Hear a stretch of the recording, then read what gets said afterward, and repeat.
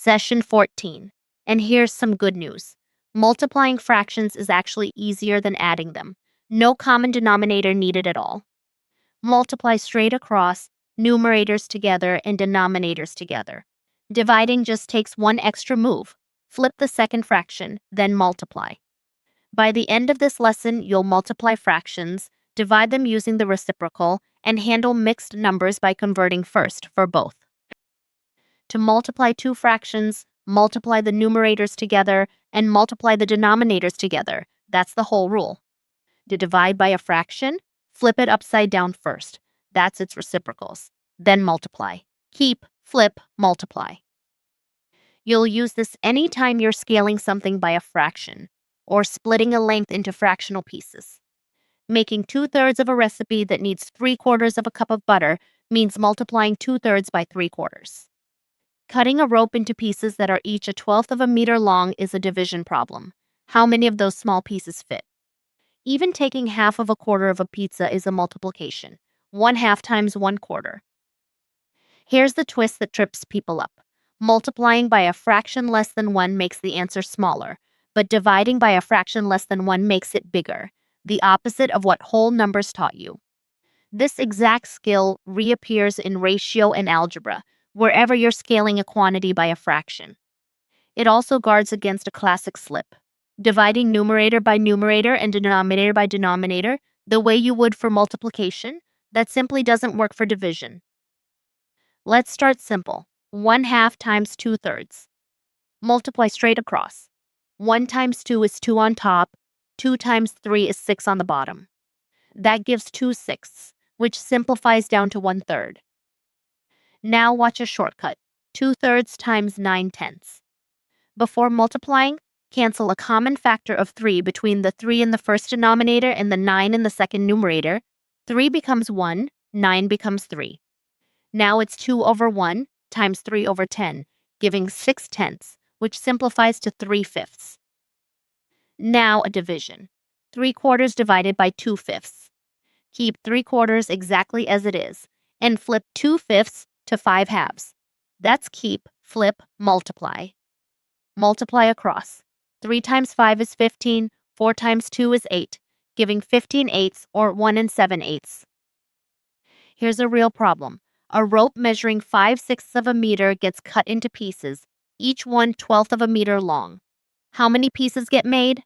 That's a division. 5/6 divided by 1/12.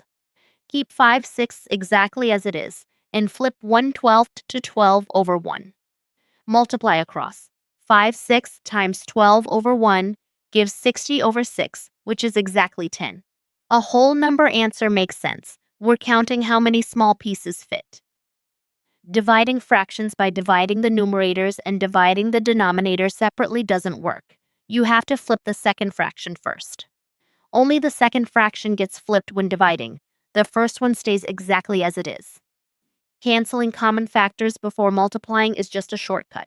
It gives the exact same answer as multiplying first and simplifying afterward. Practice question 1. What's the reciprocal of 3/7? Option A is 7/3. Option B is 3/7. Option C is -3/7. Option D is 7/3 minus 1. Pause and just swap the numerator and the denominator.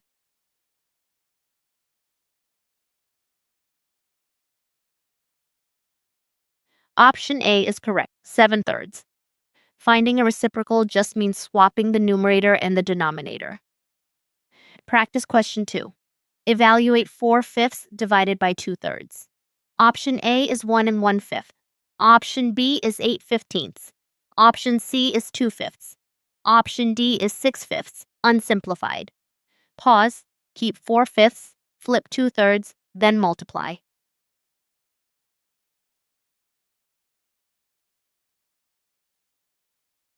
Option A is correct, 1 1/5.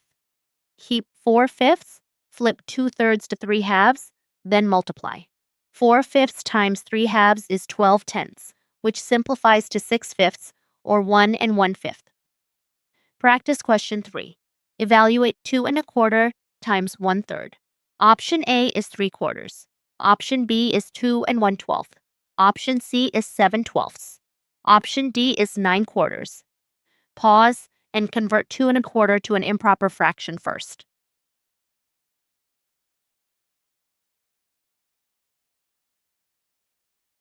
Option A is correct, 3/4. 2 1/4 converts to 9/4.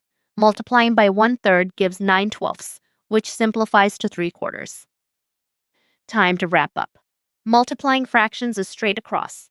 Numerators together, denominators together, no common denominator needed. Dividing means multiplying by the reciprocal. Keep, flip, multiply. And mixed numbers always convert to improper fractions first, whichever operation you're doing. Keep going with Year 7 Maths at bridge2exam.com.